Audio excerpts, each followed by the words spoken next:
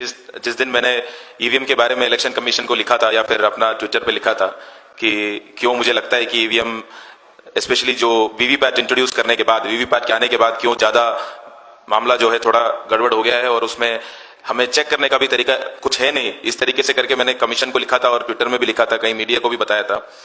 तो उसी दौरान जो है मुझे कन्वेंशन से कॉल आया था कि आपको जो है इसके बारे में बताना है आके और ईवीएम के बारे में थोड़ा ज्यादा जानकारी देना है, क्योंकि मेरा बैकग्राउंड थोड़ा इंजीनियरिंग बैकग्राउंड से हूं, सेमीकंडक्टर या वीएलएसआई इंजीनियरिंग, और उसके बाद आईएएस ऑफिसर के नाते 3-4 इलेक्शन करा चुका हूं, तो दोनों तरफ से थोड़ा उसके बारे में नॉलेज है।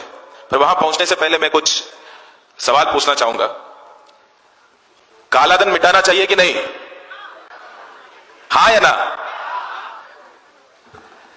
भारत एक होना चाहिए कि नहीं? हाँ, वन इंडिया। घुसपैठियों को बाहर निकालना चाहिए कि नहीं? हाँ। देखिए, ऐसे सवाल आपसे पूछते हैं, आप जोर जोर से हाँ कहते हैं। जब आपसे पूछा गया कि काला धन मिटाना चाहिए कि नहीं और आपने जोर से बोला हाँ, सरकार क्या लेके आए? नोटबंदी। जब आपसे पूछा भारत एक होना चाहिए कि नहीं और आपने जोर से बोला हाँ, सरकार ने क्या किया? 370 हटाया। जब आपसे पूछ रहे हैं घुसपैठियों को बाहर निकालना चाहिए कि नहीं और आप उतना ही जोर से चिल्ला रहे हां, तो सरकार ने क्या किया? एनआरसी। तो सरकार कुछ नहीं कह रहे, आप सरकार से करवा रहे हो, क्योंकि इस तरीके से सवाल आपको पूछा जाता है कि आपको तुरंत लगता है इसमें एकदम चिल्ला के हां बोलना जरूरी है। उसके अलावा और कुछ हाँ या ना में ही जवाब, सारे जवाब देखेंगे आप, जितने भी कम्युनिकेशन है, जितने भी सवाल पूछेंगे आपको टीवी से दिखेगा, सारे सवाल हाँ या ना की ही होगी। ये होना चाहिए कि नहीं बताइए साथियों, तो आप बोलेंगे हाँ, और फिर वो करेंगे और आपको बताएंगे आपने तो हाँ कहा था। काला धन मिटाना चाहिए कि नहीं जब आपसे पूछा, तो आप में से किसी ने ये नहीं पूछा कि काला धन होता क्या है? काला धन क्या होता है? किसी ने ये पूछा ही नहीं कि काला धन होता क्या है। अगर ये पूछा होता तो जवाब आते हैं कि दो तरीके का होता है। एक जो है जो इलीगल तरीके से, अवैध तरीके से कमाया हुआ पैसा, वो हो सकता है टेररिज्म का हो सकता है ड्रग्स बेच के हो सकता है माफिया करके हो सकता है सरकारी ऑफिसर या फिर पॉलिटिशियंस घूस या करप्शन, ब्राइबरी वो करके कमा रहे हो। ये सारा जो है अवैध तरीके से कमाया हुआ पैसे हैं, उसको काला धन कहते हैं। और दूसरे तरीके का भी काला धन है, वो है अनडॉक्यूमेंटेड, जिसका कोई डॉक्यूमेंटेशन ना हो। तो जैसे आप एक ऑटो रिक्शा पकड़ के जाते हैं और आप उसको 100 रुपया देते हैं, आपको कोई पर्ची नहीं देता। वो जो ट्रांसैक्शन है वो डॉक्यूमेंटेड ट्रांसैक्शन नहीं है। आप कहीं क्लिनिक जाते हैं तो वहां पे कई सारे क्लिनिक में आपको जो है कोई पर्ची नहीं मिलता। आप दुकान जाते हैं कोई पर्ची नहीं मिलता। कई सारे लोगों को जो रेडी पे सब्जी बेचते हैं वो पर्ची नहीं देता।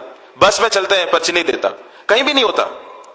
इंडिया के 80 से 90% जो इकोनॉमी जो है वो इनफॉर्मल इकोनॉमी है, जो बिना ये कागजात, बिना ये डॉक्यूमेंटेशन के चलते हैं, और उसमें कई सारे लोगों की आमदनी भी ठीक ठाक है। तो जब वो भी काला धन है, अब मैं दोबारा ये सवाल पूछता हूं, काला धन मिटाना चाहिए कि नहीं? काला धन होता क्या है? अभी बता तो दिया काला धन क्या होता है। काला धन मिटाना चाहिए कि नहीं? देखो, ये हम लोग जैसे समझते हैं एक मुद्दे को तो हमारे जवाब बदलने लग जाता है, और हमें ऐसे लगता है कि कोई भी सवाल की जो है जवाब सिर्फ हाँ या ना में ही देना जरूरी है। ऐसा नहीं है। कोई आपको हाँ या ना के सवाल पूछते हैं, उसका जवाब एक दूसरा सवाल हो सकता है।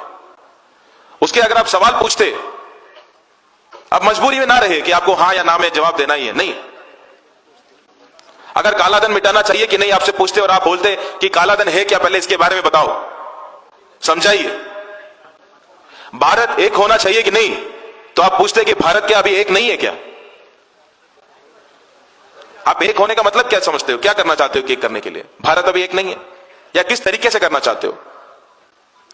घुसपैठियों को बाहर निकालना चाहिए कि नहीं, तो आपको पूछना चाहिए क्या घुसपैठिया है कौन? उसकी जगह पे जब हां बोलते हैं तो हम सरकार को फ्री पास दे देते हैं कि जो भी करने के लिए। घुसपैठिया है कौन, और सरकार को कैसे मालूम होगा कि कौन घुसपैठिया है और कौन नहीं है?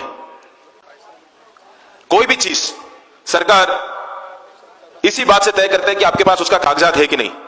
कई सारे लोग पेंशन लेते होंगे और आप जाते हैं, खुद पेंशन लेने जाते हो तो भी आपको लाइफ सर्टिफिकेट देना होता है कि आप जिंदा है। आप खुद जाने से सरकार नहीं मानते कि आप जिंदा है।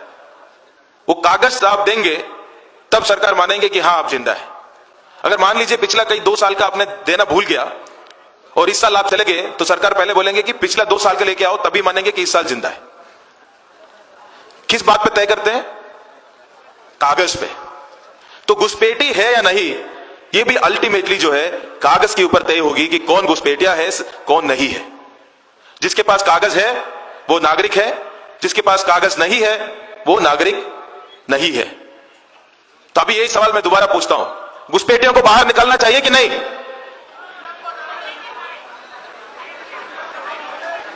तो कम से कम हाथ तो नहीं बोल रहे हैं। तो ये एक कम्युनिकेशन की स्ट्रैटेजी है जो पॉलिटिक्स में कई सारी यूज होती है। इसके बारे में हमें अवेयर होने की जरूरत है। हम यहां पे तो अवेयर लोग हैं, यहां पे एजुकेट, मतलब कई सारे इसके मुद्दे के बारे में जानकारी है, ऐसे बैठे हैं। पर अब जाएंगे गांव में अपने अपने जगह पे, उनको भी पूछेंगे इस तरीके से जब सवाल आता है तो आपको क्या बोलना है, क्या जवाब देना है। एक नागरिक को कभी सरकार के सवालों पर जवाब देने की जरूरत है ही नहीं। एक नागरिक को जो है एक ही जिम्मेदारी है, वो है सरकार से सवाल पूछने का और पूछते रहने का, और कोई जिम्मेदारी नहीं है। हमें ऐसे महसूस किया जाता है कि सरकार सवाल पूछते रहेंगे, हम उसको जवाब देते रहेंगे। अब ये कागज घुसपैठी या इलीगल इमिग्रेंट को मैं थोड़ा सा बड़ा कर दूं और ये पूछूं कि ऐसे लोग जिनके पास कागज नहीं है, क्या उनको बाहर फेंक देना चाहिए कि नहीं? सवाल वही था, पर जैसे उसका डेफिनेशन आ गया आपका जवाब बदल गया। कैसा कागज और किन के पास कागज नहीं होता इस देश में? किन किन लोगों के पास कागज नहीं होता इस देश में? गरीब के पास नहीं होता। जो मैं 2 जगह पे डीएम रह चुका हूं, वहां पे मेजोरिटी जो है ट्राइबल पॉपुलेशन थे। कई सारे लोगों के पास डॉक्यूमेंट्स नहीं थे। जो महिलाएं हैं जो शादी करके दूर गांव में जाते हैं, उनके पास नहीं होता। जिनके घरों में बाढ़ आता है, जिनमें झुग्गियों में आग लग जाते हैं, उनके पास डॉक्यूमेंट नहीं होता। जिन लोग दूर सिटीज में जाके काम करते हैं, माइग्रेट यहां से गांव से लेकर उधर जाके काम करते हैं या अपना कंस्ट्रक्शन के काम कर रहे होते हैं, जैसे एक जगह से दूसरी जगह जाके काम करते हैं, उनके पास नहीं होता। जो नोमैडिक है उनके पास नहीं होता। तो जो एक्सरसाइज जो किया जा रहा है कि कौन नागरिक है या कौन नहीं है, वो एक्सरसाइज जो वीकर सेक्शन है, जो गरीब है, उन्हीं के ऊपर सवाल उठाएंगे, अमीरों के ऊपर नहीं सवाल उठाएंगे। जैसे नोटबंदी हुआ, अमीरों के ऊपर कोई असर नहीं पड़ा, गरीबों को लाइन में लगना पड़ा। 3 महीने लगना पड़ा, 3 महीने के बाद मिला। पर हमारी आदत ऐसे है, अगर बिजली चले जाते घर पे तो हम गुस्सा नहीं करते, हम बगल वाले घर पे देखते कि उसका भी गया है कि नहीं। अगर उसका भी गया है तो ठीक है, पूरा मोहल्ले का गया है, पर गुस्सा नहीं करते कि गया, बिजली चली गई। पर मान लीजिए 3 घंटे के बाद वो बिजली वापस जब आते हैं तो हम खुश जरूर होते हैं। हम खुश होते हैं। क्यों भाई, क्यों खुश हो? जाना ही नहीं चाहिए था, चले गए, और उसके बाद जब वापस आए आपको खुशी मिली। जो आपके पैसा जो कभी आपसे दूर नहीं रखना चाहिए था, वो भी 3 महीने के लिए आपसे चला गया, पर जब वापस एटीएम में पहली बार पैसा आने लग गया तो हमें खुशी मिली कि आ तो गए। इतना भी उम्मीद नहीं था सरकार से कि वापस भी देंगे। नागरिकता भी ऐसे ही है, जब छीनी जाएगी तब आपको लगेगा कि अपनी गलती के कारण है, क्योंकि हमारे पास डॉक्यूमेंट नहीं है। परसों का ही स्टेटमेंट है गवर्नमेंट का, आधार कार्ड नहीं माना जाएगा, पासपोर्ट नहीं माना जाएगा, वोटर आईडी कार्ड नहीं माना जाएगा, नागरिक है या नहीं है इसमें से कुछ नहीं माना जाएगा। ये गवर्नमेंट ऑफिशियल का स्टेटमेंट है, माना क्या जाएगा फिर? और ये जब चले जाएंगे, उसके बाद जब वापस मिलेगा तब हमें खुशी होगी कि सरकार ने हमें वापस तो दिया। मैं आम जनता की बात कर रहा हूं। उनको पहली बार उनको खुद ही लगेगा कि मेरा दादा मेरा पापा ने ये सारा डॉक्यूमेंट्स क्यों नहीं रखा। पहले अपने फैमिली पे पूछेंगे, आपने क्यों नहीं रखा, क्यों बना के नहीं रखा। उसके बाद जो भी जिस तरीके से बात करने लग जाएंगे, किसी ऑफिसर को, किसी क्लर्क से, किसी से भी बात करके डॉक्यूमेंट बनाने लगेंगे। 2-3 महीने परेशान होकर बनाएंगे, उसके बाद लगेगा सब ठीक हो गया तो खुश महसूस होगा। उसका डेली का जितने भी मुद्दे हैं वो सब साइड हो गए। अभी जो है वो नागरिक है या नहीं, बस वही मुद्दा बच गया। और ये जो गरीबों के खिलाफ जो है एनआरसी, जब हम कहे तो कई मुसलमान के नाम ही नहीं आया। कागजात की बात की है तो कभी मुसलमान के बारे में बात किया ही नहीं। पर जो गरीबों के खिलाफ जो एनआरसी है, उसको मुसलमान के खिलाफ बनाने का वो है सिटीजनशिप अमेंडमेंट एक्ट। उसके थ्रू आपने क्या किया, आपने बता दिया आपके पास डॉक्यूमेंट नहीं है, पर आप मुसलमान नहीं हो तो आप चिंता ना करो, आपको हम किसी न किसी तरीके से दे देंगे। अरे भाई, ये कोई एहसान है कि सरकार का कि हमें नागरिकता आप दे देंगे? हम है इतना ही काफी है कि हम नागरिक हैं। मैं हूं, खड़ा हूं यहां पे, इतना काफी है कि मैं नागरिक हूं। कुछ इस सरकार को कुछ भी प्रूव करने की कोई जरूरत नहीं है। पर ये लाइन पे ही पूरी जितने भी थॉट प्रोसेस है ये आगे बढ़ते रहते हैं। और कई बार हम इस सरकार से थोड़ा ऐसे भी लगता है कि कितना लोगों को लगता है कि फासिस्ट है, फांसीवादी टाइप है सरकार, ऐसे लगता है किसी को?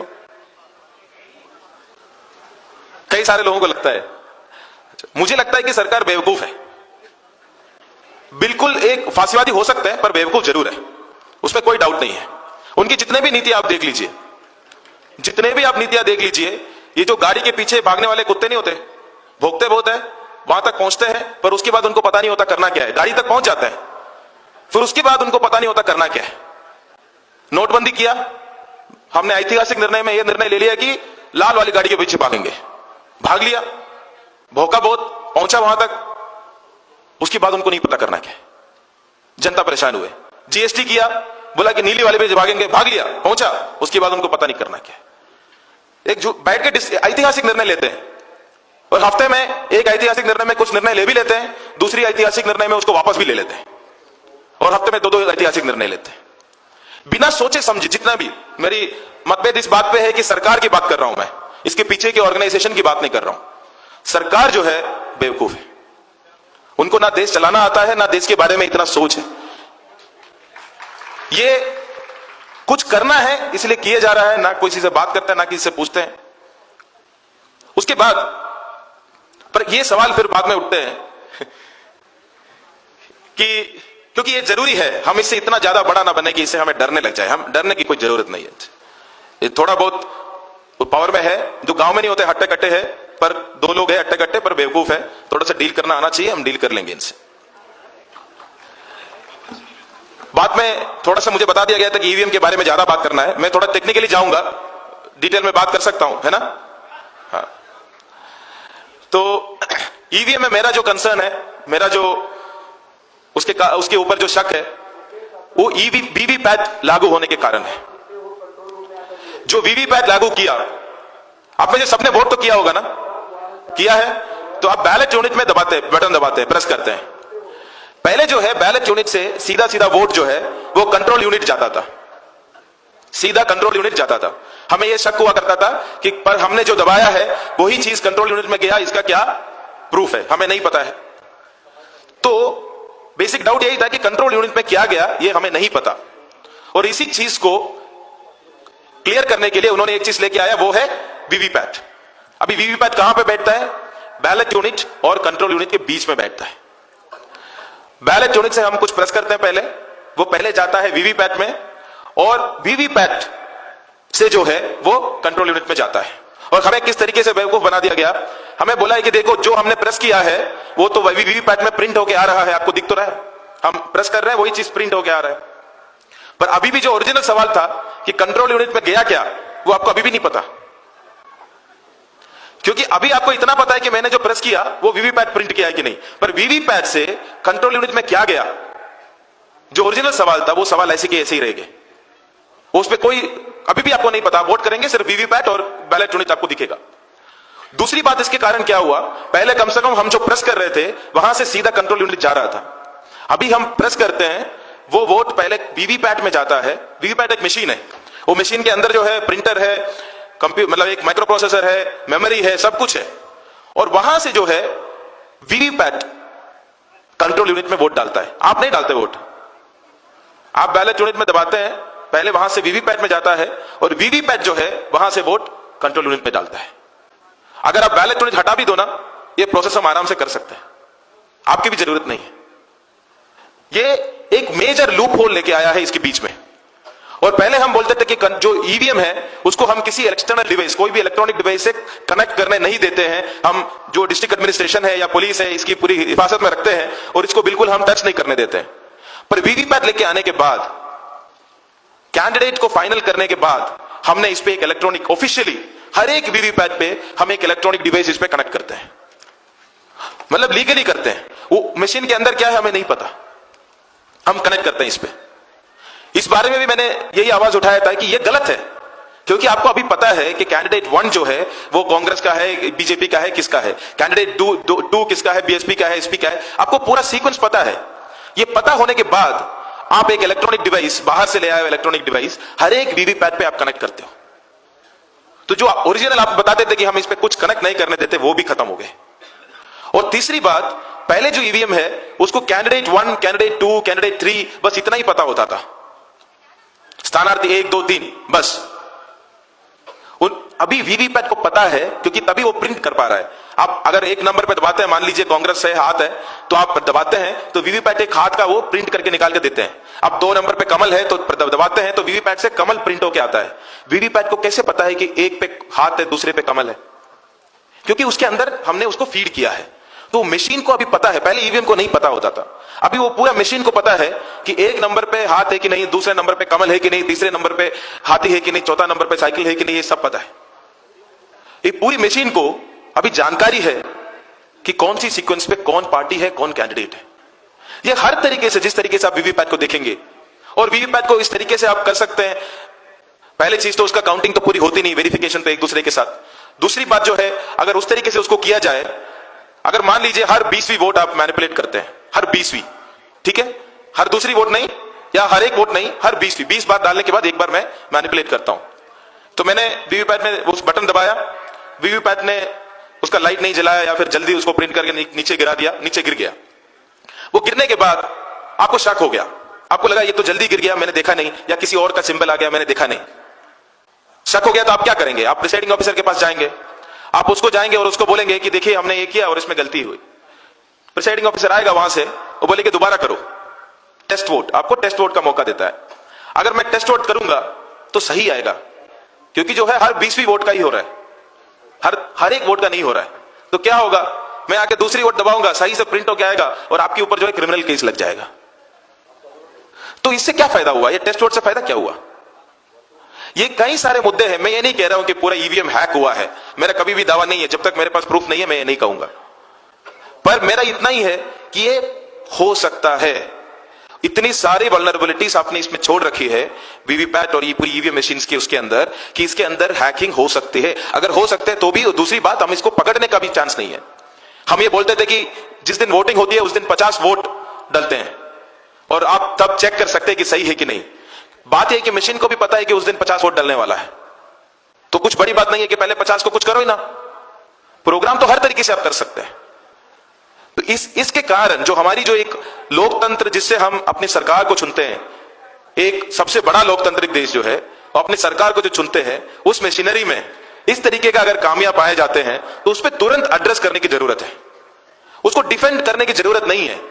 मैं नहीं जानता हूं कि क्यों इलेक्शन कमीशन को लगता है कि नहीं हमारे इसमें कोई दिक्कत नहीं है, आंख बंद करके सब सही है, बस हम बोल रहे हैं इसलिए सही है। ये स्ट्रैटेजी क्यों अपनाना चाहिए? क्योंकि ये इलेक्शन सिर्फ जो है इलेक्शन कमीशन का मुद्दा नहीं है। इलेक्शन कमीशन तो इलेक्शन कराते हैं, अगर लोगों के एक प्रोसेस के ऊपर शक है तो उनको बाहर आके बताने की जरूरत है। उसके जगह पे मैंने जब ये कंप्लेंट उठाया और लिखा कमीशन को, तो कमीशन ने सबसे पहले ये बात कही कि तुमने सर्विस में रहते हुए बात नहीं उठाई, सर्विस में जाने के बाद उठाई, इसलिए कुछ मतलब नहीं है। सर्विस में रहते हुए भी उठाया था पर तब कोई फायदा नहीं। अगर मैं चिट्ठी लिखता तो तुरंत मेरे ऊपर कार्रवाई करते। अगर उसके बाद अगर मैं बोल रहा हूं, कोई बंदा, चाहे मैं बोल रहा हूं, कोई आईएएस ऑफिसर बोल रहा है, कोई इंजीनियर बोल रहा है, कोई डॉक्टर बोल रहा है, कोई भी बोल रहा है, कोई एक आम आदमी, कोई भी एक वोटर, एक सिटीजन अगर बोल रहा है कि इसमें मुझे शक है, तो कमीशन को उसके बारे में कम से कम एक व्हाइट पेपर ले आके बताना चाहिए कि क्यों ये सारी जो आपने मुद्दे उठाए वो गलत है। इतना तो बताना चाहिए। अभी तक 4 महीने हुए, 3 महीने हुए मेरे ख्याल से, 3 महीने, अभी तक कमीशन ने इतना भी नहीं किया कि ये बताया कि हम क्यों इस बात पे, ये हमारी सफाई है, ये आपके शक जो है इससे कारण गलत है, अभी तक नहीं बताया। और हम चल रहे हैं, हम इलेक्शन के ऊपर अगला इलेक्शन के ऊपर अगला इलेक्शन कर रहे हैं। जब तक रिजल्ट इधर उधर आते रहे तो कोई दिक्कत नहीं है। बात कभी भी इस बात पे नहीं है कि बीजेपी इसको हैक करेगा या कांग्रेस इसको हैक करेगा। आपको क्यों नहीं लगता है कि चीन उस पर हैक कर सकता है?